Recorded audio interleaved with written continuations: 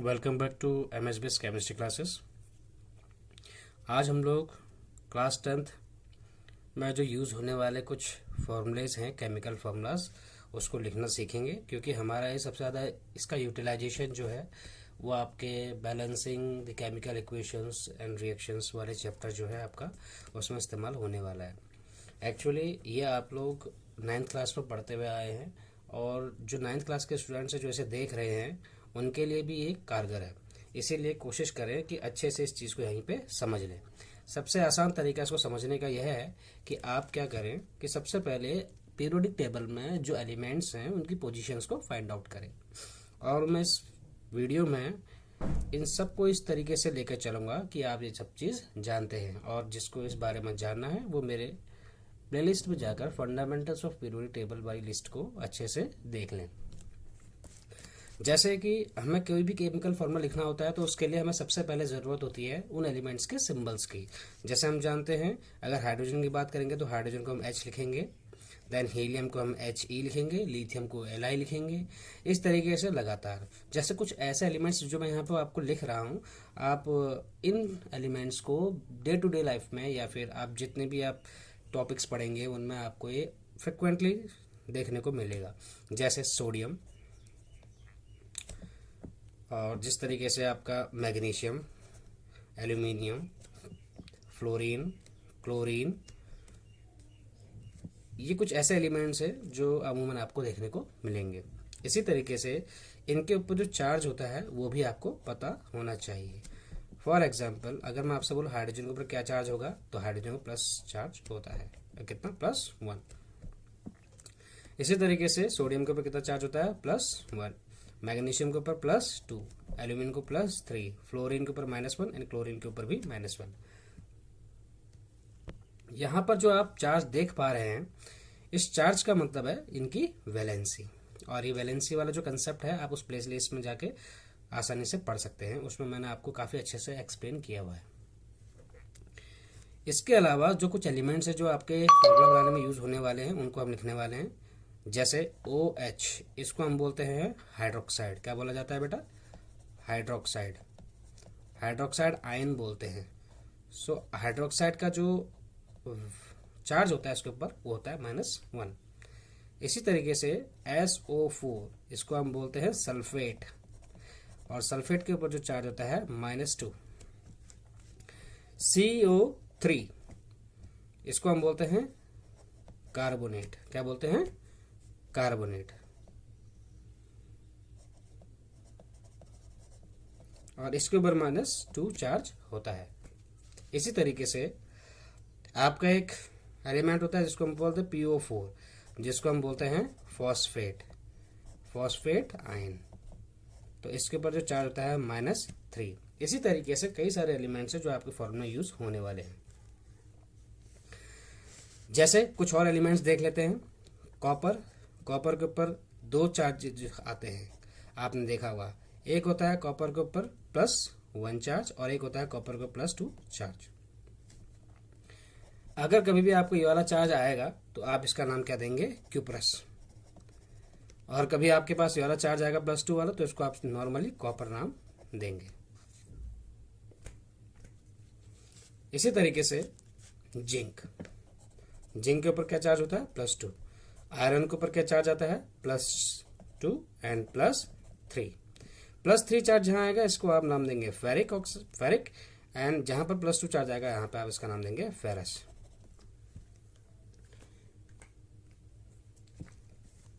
NO3, जिसको हम बोलते हैं नाइट्रेट, जिसके ऊपर -1 चार्ज होता है।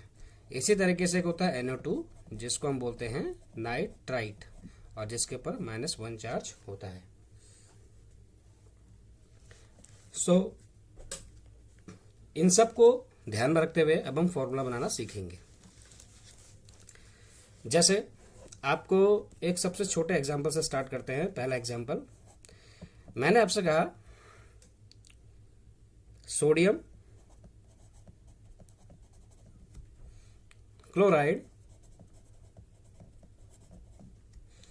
तो सोडियम क्लोराइड को लिखने का फॉर्मूला कैसे होगा? पहले आप सोडियम का जो सिंबल है उसको लिखेंगे। सोडियम का सिंबल होता है Na। क्लोराइड का सिंबल, क्लोराइड को क्लोराइड ना लेकर आप सिर्फ क्लोरीन पढ़िए, तो क्लोरीन को हम क्या लिखते हैं, Cl। आप देखेंगे सोडियम पर कितना चार्ज होता है, +1, जो उसकी वैलेंसी होती है। क्लोरीन के ऊपर कितना होता है, -1। आप देख सकते हैं टेबल में से भी, सोडियम के ऊपर +1 हो गया और क्लोरीन के ऊपर -1 चार्ज। यहाँ पर आप प्लस और माइनस नहीं भी लगाएंगे, इंडिकेट नहीं भी करते हैं, तो कोई फर्क नहीं पड़ेगा। हमें अभी फॉर्मूला सीखना है, कैसे केमिकल फॉर्मूला बनता है। जब चार्जेस सेम हो जाते हैं तो ये बैलेंस आउट हो जाते हैं और ये कैंसिल आउट हो जाते हैं। तो जो भी रह जाता है इनके पास चार्ज, उसको हम आपस में लिख लेते हैं, sodium 1 and chlorine also 1। So sodium chloride का फॉर्मूला जो है वो आपका बन गया NaCl। इसी तरीके से दूसरा एग्जाम्पल लेते हैं, जैसे मैग्नीशियम हाइड्रोक्साइड।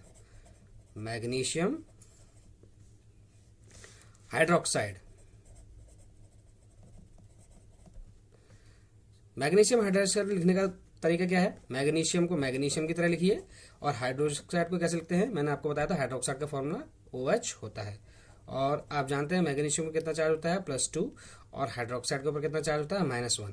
आप चाहें तो चार्ज लिखे, पॉजिटिव और नेगेटिव इंडिकेट करें या ना करें, बस प्लस और माइनस ये इंडिकेट करते हैं कि वो उसकी वैलेंसी कैसे आई। प्लस इसलिए आई क्योंकि इसने इलेक्ट्रॉन लूज किया, माइनस इसलिए आई क्योंकि इसने इलेक्ट्रॉन गेन किया। अगर आप इसका चार्ज नहीं भी लिखते हैं तो आप इसको कैंसिल आउट कर सकते हैं। 2 और 1 ये दोनों चार्ज एक दूसरे को क्या हो जाएंगे, ट्रांसफर हो जाएंगे। मैग्नीशियम के ऊपर क्या चार्ज आ गया, 1, और 1 को कभी हम इंडिकेट करते नहीं है। इसी तरीके से हाइड्रोक्साइड OH, तो OH के ऊपर कितना चार्ज आ गया, 2, तो टोटल हाइड्रोक्साइड कितना हो गए, 2। क्या ये फॉर्मूला सही है, नहीं, ये फॉर्मूला गलत है, इस तरीके से नहीं लिखा जा सकता इसको।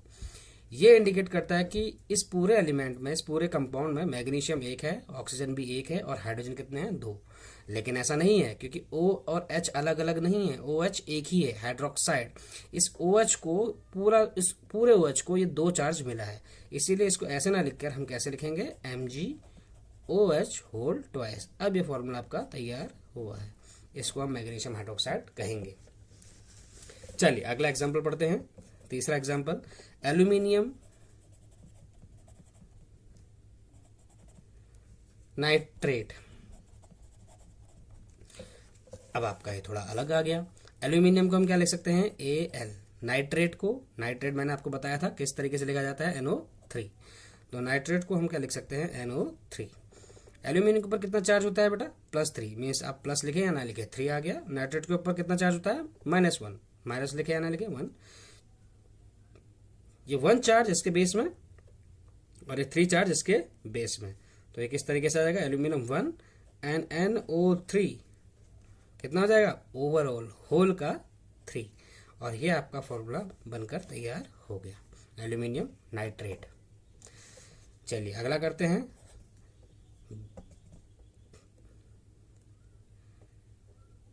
Sodium phosphate. सोडियम का जो चार्ज होता है वो क्या होता है, सोडियम जो सिंबल होता है Na, इसके ऊपर चार्ज 1, फॉस्फेट होता है PO4, इसके ऊपर चार्ज होता है 3 इसके बेस में आएगा, 1 इसके बेस में आएगा, तो Na हो जाएगा 3 और पूरा टोटल PO4 कितना हो जाएगा, 1। और उसको आप चाहे ब्रैकेट में लिखें या ना लिखें तो भी उसका फर्क नहीं पड़ेगा, तो इसका फॉर्मूला हो जाएगा Na3PO4। इसी तरीके से और कुछ फॉर्मूले हम लिखते हैं, जैसे कॉपर सल्फेट। आपने सुना होगा इसके बारे में, कॉपर सल्फेट। तो कॉपर सल्फेट को कैसे लिखा जा सकता है बेटा, कॉपर को हम लिख सकते हैं Cu, क्योंकि आपको बताया था कॉपर के 2 चार्ज होते हैं। अगर कॉपर लिखा जाए तो +2 वाला आएगा और क्यूप्रस लिखा बोला जाए तो +1 चार्ज। कॉपर बोला गया तो यहाँ पे क्या आएगा, +2 वाला चार्ज आएगा। इसी तरीके से सल्फेट के ऊपर क्या चार्ज होता है, 2 चार्ज होता है। तो ये दोनों 2 से 2 कैंसिल आउट, तो Cu के साथ क्या आ जाएगा, Cu के साथ SO4 ज्वाइन हो जाएगा और एक कॉपर सल्फेट बन जाएगा। इसी तरीके से आपने एक और नाम सुना होगा, अमोनियम हाइड्रोक्साइड। अब ये कैसे बनेगा, आपको मैंने हाइड्रोक्साइड तो बताया लेकिन अमोनियम नहीं बताया, तो चलो यहाँ पे बता देते हैं। अमोनियम को हम लिखते हैं NH4, इसका नाम होता है अमोनियम। अमोनियम के ऊपर +1 चार्ज होता है।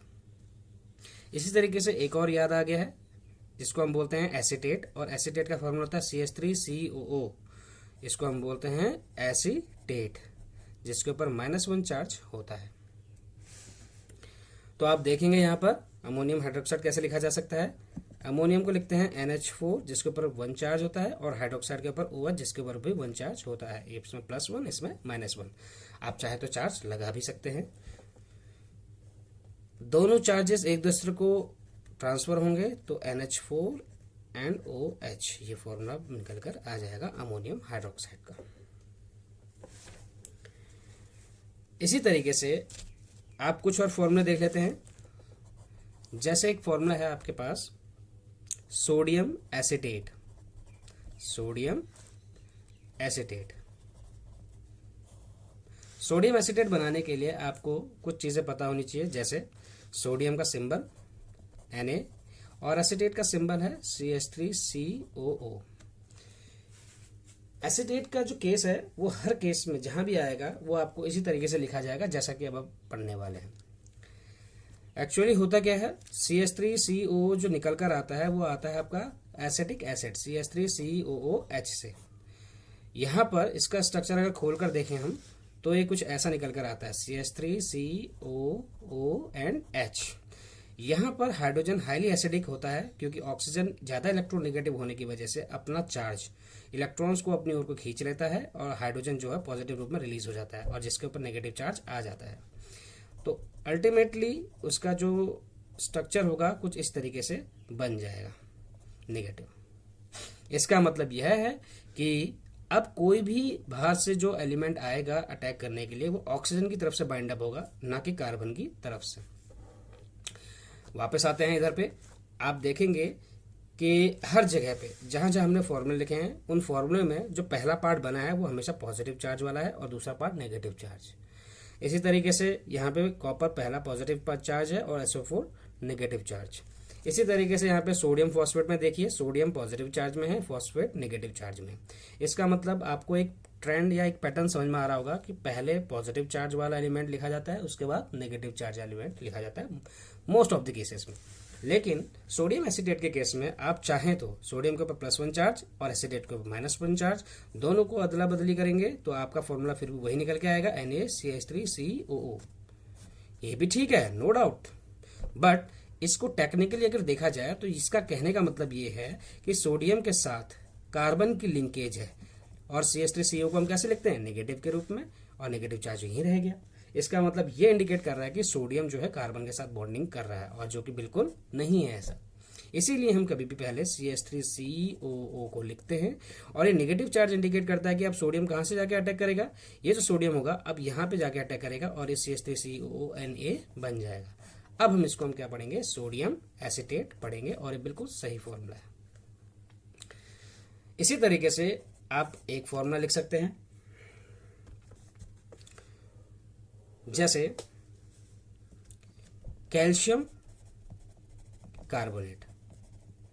कैल्शियम कार्बोनेट को कैसे लिखा जा सकता है, कैल्शियम कार्बोनेट के लिए पहले हमें पता होना चाहिए कैल्शियम को Ca लिखते हैं, कार्बोनेट को CO3 लिखा जाता है। कैल्शियम के ऊपर +2 चार्ज, कार्बोनेट के ऊपर +-2 चार्ज, दोनों चार्जेस कैंसिल आउट और दोनों जो फॉर्मूला बनेगा एक दूसरे को चार्ज अगर ट्रांसफर करेंगे तो CaCO3, और ये होता है आपका कैल्शियम कार्बोनेट जो अमूमन आपने देखा है।